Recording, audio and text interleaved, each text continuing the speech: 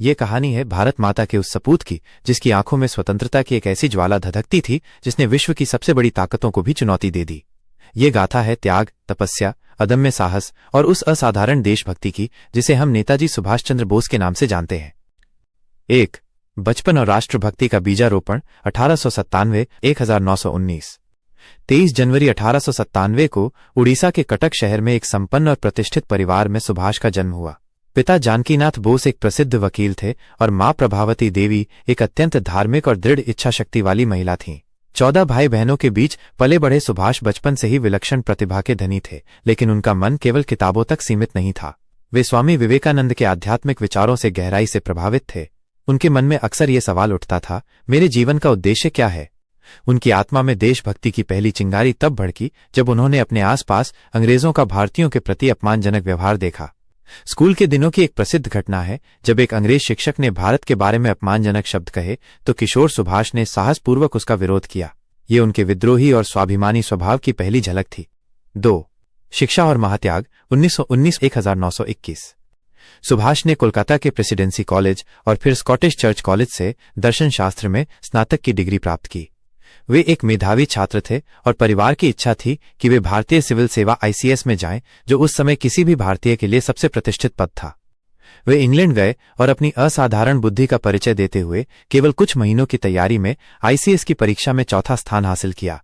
ये एक ऐसी सफलता थी जो उन्हें धन, प्रसिद्धि और अंग्रेजों की सरकार में एक आरामदायक जीवन दे सकती थी। लेकिन सुभाष की आत्मा गुलामी की सुनहरी जंजीरों में बंधने के लिए नहीं बनी थी। उनके भीतर का क्रांतिकारी चीख चीख कर कह रहा था कि जिन अंग्रेजों ने उनके देश को गुलाम बनाया है वे उन्हीं की सेवा कैसे कर सकते हैं। एक गहरे आत्ममंथन के बाद उन्होंने एक ऐतिहासिक निर्णय लिया। उन्होंने ICS के उच्च पद को ठोकर मार दी और अपने भाई को पत्र में लिखा, हम तभी किसी चीज का त्याग कर सकते हैं जब हम उसे पाने की क्षमता रखते हों। यह एक महात्याग था जिसने पूरे भारत को स्तब्ध कर दिया और युवाओं को एक नया आदर्श दिया। 3. स्वतंत्रता संग्राम में प्रवेश और वैचारिक मतभेद 1921-1939। भारत लौटकर सुभाष सीधे महात्मा गांधी से मिले। वे गांधी जी के अहिंसक आंदोलन से प्रभावित थे, लेकिन उनका मार्ग अलग था। गांधी जी जहां साधनों की पवित्रता पर जोर देते थे, वहीं सुभाष का मानना था कि लक्ष्य स्वतंत्रता सर्वोपरि है और उसे पाने के लिए हर संभव मार्ग अपनाना चाहिए। वे देशबंधु चित्तरंजन दास के मार्गदर्शन में राजनीति में सक्रिय हुए और अपनी संगठनात्मक क्षमता और जोशीले भाषणों से जल्द ही बंगाल के सबसे लोकप्रिय युवा नेता बन गए। वे कलकत्ता के मेयर बने और कई बार जेल भी गए, लेकिन उनकी देशभक्ति की आग कभी धीमी नहीं पड़ी। 1938 में उनकी लोकप्रियता अपने चरम पर थी जब उन्हें सर्वसम्मति से कांग्रेस का अध्यक्ष चुना गया। उन्होंने भारत के विकास के लिए एक आधुनिक और औद्योगिक दृष्टिकोण प्रस्तुत किया, लेकिन गांधीजी और कांग्रेस के अन्य वरिष्ठ नेताओं के साथ उनके वैचारिक मतभेद बढ़ते गए। सुभाष चाहते थे कि द्वितीय विश्व युद्ध के मौके का फायदा उठाकर अंग्रेजों पर पूर्ण स्वतंत्रता के लिए दबाव बनाया जाए, जबकि गांधीजी और अन्य नेता इसके लिए तैयार नहीं थे। 1939 में गांधीजी के विरोध के बावजूद उन्होंने अध्यक्ष पद के लिए दोबारा चुनाव लड़ा और गांधीजी के उम्मीदवार पट्टाभी सितार मैया को हराकर एक ऐतिहासिक जीत दर्ज की। लेकिन ये जीत उनके लिए कांटों का ताज साबित हुई। कांग्रेस कार्य समिति के असहयोग के कारण उन्होंने अध्यक्ष पद से इस्तीफा दे दिया और फॉरवर्ड ब्लॉक नामक अपनी अलग पार्टी की स्थापना की। 4. महानिष्क्रमण, एक साहसिक पलायन 1941। जब द्वितीय विश्व युद्ध शुरू हुआ तो अंग्रेजों ने सुभाष चंद्र बोस को उनके ही घर में नजरबंद कर दिया, लेकिन सुभाष को कैद की दीवारें रोक नहीं सकती थीं। उन्होंने एक ऐसी योजना बनाई जो किसी रोमांचक फिल्म की कहानी से कम नहीं थी। एक रात वे एक पठान जियाउद्दीन का भेष बदलकर अंग्रेजों की आंखों में धूल झोंकते हुए अपने घर से निकले। उन्होंने कार, ट्रेन और फिर पैदल चलकर दुर्गम रास्तों को पार करते हुए काबुल, अफगानिस्तान पहुंचे। वहां से वे रूस के रास्ते जर्मनी पहुंचे।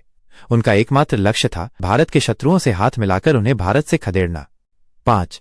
आजाद हिंद फौज और दिल्ली चलो का नारा 1943-1945। जर्मनी में उन्होंने फ्री इंडिया सेंटर की स्थापना की और पहली बार जय हिंद का नारा दिया। लेकिन उन्हें असली मौका मिला जब वे एक खतरनाक पनडुब्बी यात्रा करके जापान पहुंचे। वहां उन्होंने रासबिहारी बोस द्वारा स्थापित आजाद हिंद फौज, इंडियन नेशनल आर्मी, ईना की कमान संभाली। उन्होंने दक्षिण पूर्व एशिया में बसे लाखों भारतीयों को प्रेरित किया और सेना का पुनर्गठन किया। सिंगापुर के टाउन हॉल में खड़े होकर जब उन्होंने दहाड़ते हुए कहा, तुम मुझे खून दो, मैं तुम्हें आजादी दूंगा, तो वहां मौजूद हर भारतीय के रोंगटे खड़े हो गए। ये केवल एक नारा नहीं था, ये एक संकल्प था, एक आह्वान था जिसने हर दिल में स्वतंत्रता की ज्वाला जला दी। 21 अक्टूबर 1943 को उन्होंने सिंगापुर में भारत की पहली स्वतंत्र अस्थायी सरकार आजाद हिंद सरकार की स्थापना की।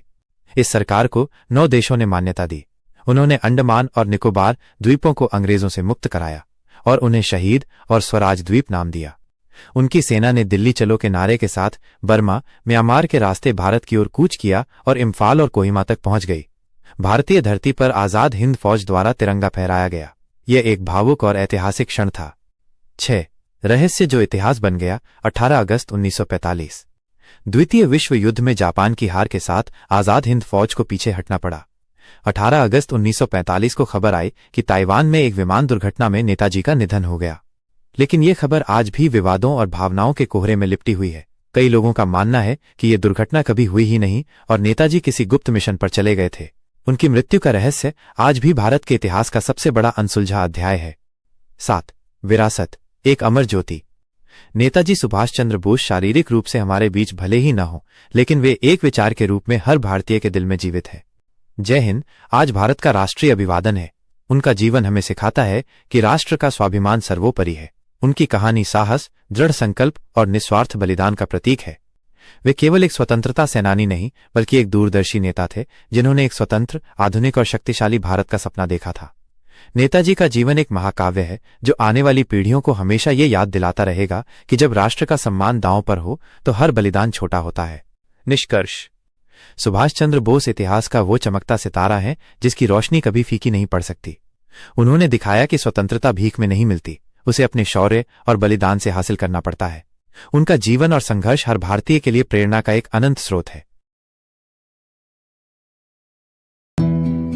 अगर आपको ये मोटिवेशनल वीडियो अच्छा लगा है तो कृपया वीडियो को लाइक करें और हमारे चैनल सुभाष कुमार को सब्सक्राइब करें।